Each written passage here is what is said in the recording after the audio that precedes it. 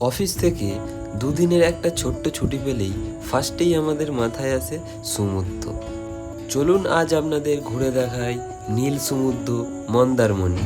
আজ এই ভিডিওর মাধ্যমে আপনাদের পুরোটাই দেখানোর চেষ্টা করব, কিভাবে আসবেন, কোথায় থাকবেন এবং সাইড ট্যুরে কোন কোন জায়গা যাবেন। আমাদের মন্দারমণি যাওয়ার প্রথম ধাপ শুরু হয় নন্দকুমার বাসস্ট্যান্ড থেকে। নন্দকুমার বাসস্ট্যান্ড থেকে দীঘা রুটের অনেক বাস পেয়ে যাবেন, যে কোনো একটা ধরে চলে যাবেন চাউলখোলা। আমরা একটা এসি বাস থেকে উঠে পড়লাম চাউলখোলা যাওয়ার জন্য।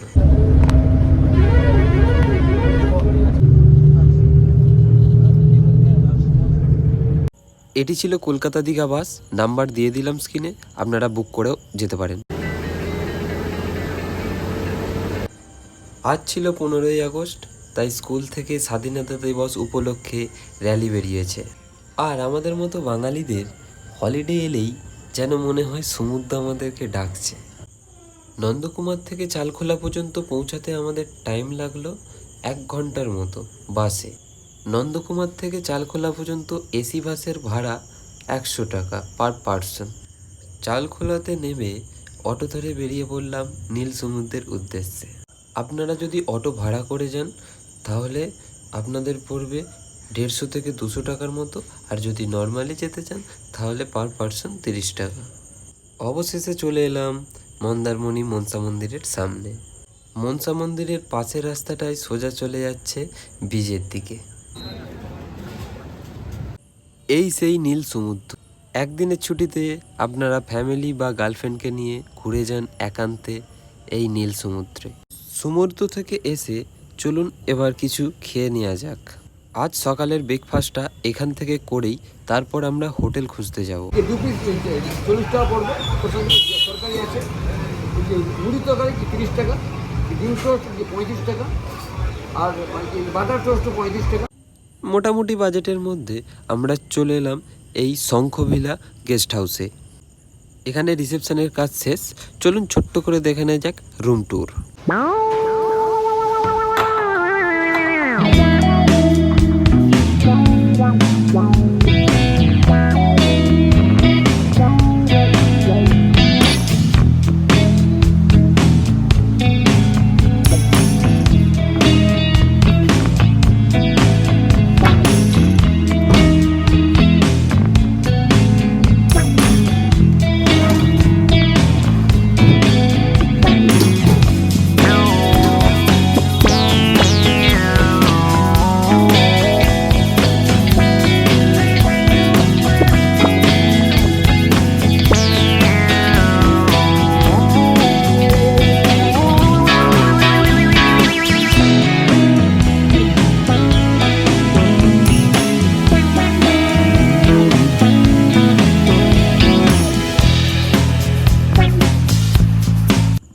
শঙ্খভিলা গেস্ট হাউসে সুইমিং পুল পেয়ে যাবেন, যেখানে আপনারা ফুল মস্তি করতে পারবেন এবং পিছনে গার্ডেনও আছে খেলার জন্য, আবার নিজস্ব বিচও আছে। এদের নিজস্ব বিচ দিয়ে আপনারা চান করতে পারবেন। শুধু মাথায় রাখবেন জোয়ারের সময় আপনাকে নামতে দেওয়া হবে না, ফর সেফটি রিজন।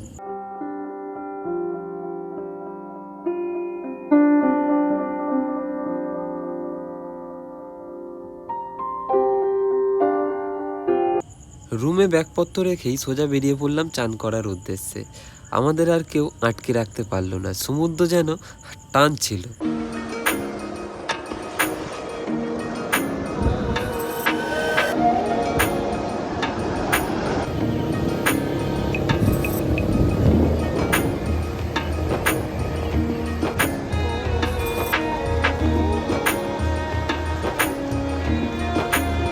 সমুদ্রে চান করেই সোজা চলে এলাম হোটেলে এসে সুইমিং পুলে কিছুক্ষণ মস্তি করার পর বেরিয়ে পড়লাম লাল ক্যাঁকড়া দেখার উদ্দেশ্যে। লাল ক্যাঁকড়া দেখার জন্য যেতে হবে আপনাদের লাল ক্যাঁকড়া বিচে। অটো আমাদের এখানেই থামিয়ে দিল। এইখান থেকে সোজা রাস্তা ধরে কিছুক্ষণ গেলেই চলে যাবেন আপনারা লাল কাঁকড়ার বিচে। 2 মিনিট পায়ে হেঁটে চলে এলাম লাল ক্যাঁকড়ার বিচে। আমাদের আসতে ভালোই সন্ধে হয়ে গেছিলো। অনেক ঘোরার পরও আমরা লাল কাঁকড়া দেখতে পাইনি। সন্ধ্যার সময় সব লাল কাঁকড়া গর্তে ঢুকে গিয়েছিল, যদিও বা একটা দুটো বেরিয়েছিল, যেই এগিয়ে যাচ্ছি অমনি গর্তে ঢুকে যাচ্ছে। তাই আমরা সিদ্ধান্ত নিলাম যে কাল সকালে আবার আসা হবে। লাল কাঁকড়ার বীজ থেকে সোজা চলে এলাম মনসা মন্দির। চলুন এবার সন্ধ্যায় মন্দারমণি মার্কেটটা আপনাদের ঘুরিয়ে দেখাই। মন্দারমণি মার্কেটটি দীঘার মতো অতটা বড় না হলেও সন্ধ্যাবেলা ভালোই ভিড় জমেছিল এই মার্কেটে। এই মার্কেটটি পুরোটা ঘুরে দেখার পর আমরা দেখতে পেলাম এখানে টুপি, জুতো, ড্রাই ফ্রুটস এবং বাচ্চাদের খেলনা এবং সমুদ্রের ঝিনুক দিয়ে তৈরি বিভিন্ন হাতের কাজ, গহনা সবই প্রায় বিক্রি হচ্ছে।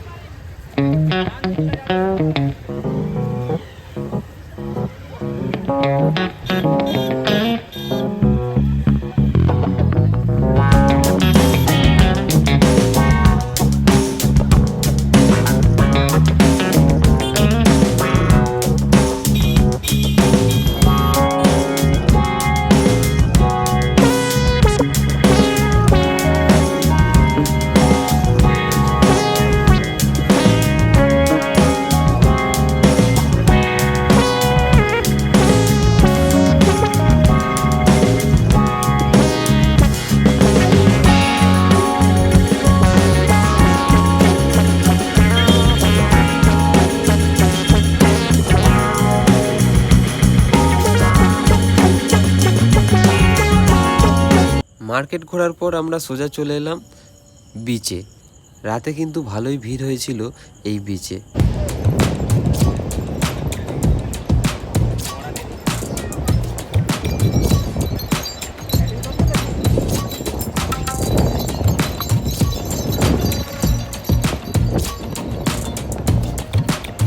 এই নীল সমুদ্রের ধারে রাতের ভিউটা ছিল জাস্ট অসাধারণ।